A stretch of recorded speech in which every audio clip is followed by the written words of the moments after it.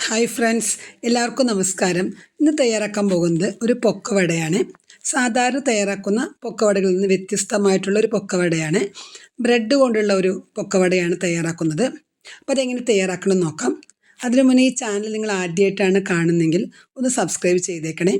അപ്പോൾ ഇതിന് വേണ്ടി നമ്മൾ ഒരു ഗ്ലാസ് ഗോതമ്പ് പൊടിയാണ് എടുത്തിരിക്കുന്നത്. ഈ ഒരു ഗ്ലാസ്സിനാണ് ഗോതമ്പ് പൊടി എടുത്തിരിക്കുന്നത്. ഇനി നമുക്കിത് ആവശ്യത്തിന് വെള്ളം ഒഴിച്ചു കൊടുത്ത് ഒന്ന് മിക്സ് ചെയ്തെടുക്കാം. ഈ ഒരു കുറച്ച് കട്ടിയിലാണ് ഞാനിത് മിക്സ് ചെയ്തെടുത്തിരിക്കുന്നത്. ഈ ഒരു രീതിയിലായിരിക്കണം ഇതിൻ്റെ മിക്സിങ് വേണ്ടത്. ഇനി ഇതിലേക്ക് ഒരു 1/4 സ്പൂൺ മഞ്ഞൾപ്പൊടി ചേർക്കുന്നുണ്ട്. ഒരു 1/2 സ്പൂൺ കാശ്മീരി മുളക് പൊടി ചേർക്കുന്നുണ്ട്. ഒരു കളറിന് വേണ്ടിയാണ് ഇത് ചേർക്കുന്നത്. ഇതൊന്ന് നന്നായിട്ട് മിക്സ് ചെയ്തെടുക്കുക. അതിനുശേഷം ഇതിലേക്ക് ഒരു 1/2 സ്പൂൺ ഉപ്പും കൂടി ചേർക്കുന്നുണ്ട്. അതും ചേർത്ത് കൊടുത്ത് നന്നായിട്ടൊന്ന് മിക്സ് ചെയ്യാം. അതിനുശേഷം ഇതിലേക്ക് ഒരു മീഡിയം സൈസ് സവാള എടുത്തിട്ടുണ്ട്. അതുപോലെ ഒരു 2-3 പച്ചമുളകും ഒന്ന് അരിഞ്ഞിട്ട് ഇതിലേക്ക് ഇട്ട് കൊടുക്കുക. അതൊന്ന് നന്നായിട്ട് മിക്സ് ചെയ്തെടുക്കുക. അതിനുശേഷം ഇതിലേക്ക് ഒരു 3 ബ്രെഡാണ് എടുത്തിരിക്കുന്നത്.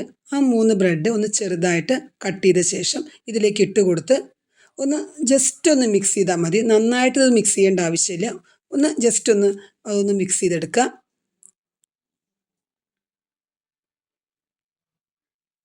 അതിനുശേഷം നമുക്ക് ഇത് ഉണ്ടാക്കിയെടുക്കാം. അതിന് വേണ്ടിയിട്ട് ഒരു ചീനച്ചട്ടി അടുപ്പത്ത് വെച്ചിട്ട് അതിലേക്ക് ആവശ്യത്തിനുള്ള ഓയിൽ ഒഴിച്ചു കൊടുക്കുക. ഓയിലൊന്ന് ചൂടായി വരട്ടെ. ഇനി അതിലേക്ക് ഒന്ന് ചൂടായി വന്ന ശേഷം അതിലേക്ക് ഓരോ സ്പൂണിലാക്കിയിട്ട് നമുക്ക് ഈ നേരത്തെ തയ്യാറാക്കിയ മിക്സ് ഇതിലേക്ക് ഇട്ട് കൊടുക്കാം. എല്ലാതും ഒന്ന് വിട്ടിട്ട് ഇട്ട് കൊടുക്കുക, അല്ലെങ്കിൽ ഇത് ഒട്ടിപ്പിടിക്കുക. അപ്പോൾ ഓരോന്നും വിട്ടിട്ട് ഇട്ട് കൊടുക്കുക. ഫ്ലെയിം ഒന്ന് കുറച്ച് വെച്ചിട്ട് വേണം ഇത് ചെയ്യേണ്ടത്, അല്ലെങ്കിൽ ഇത് കരിഞ്ഞു പോകും.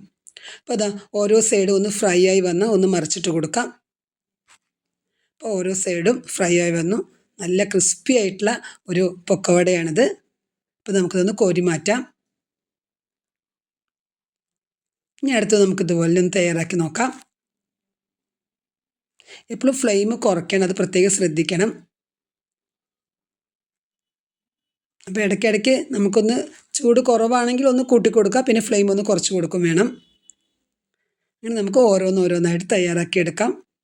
നല്ല ടേസ്റ്റുള്ള ഒരു പൊക്കവടയാണിത്.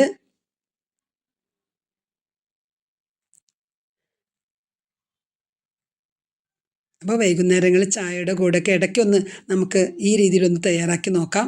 അപ്പോൾ ഇതുവരെ ഇത് തയ്യാറാക്കാത്തവരുണ്ടെങ്കിൽ ഒന്ന് തയ്യാറാക്കി നോക്കുക. അപ്പോൾ എല്ലാവരും ഇത് ട്രൈ ചെയ്ത് നോക്കുക.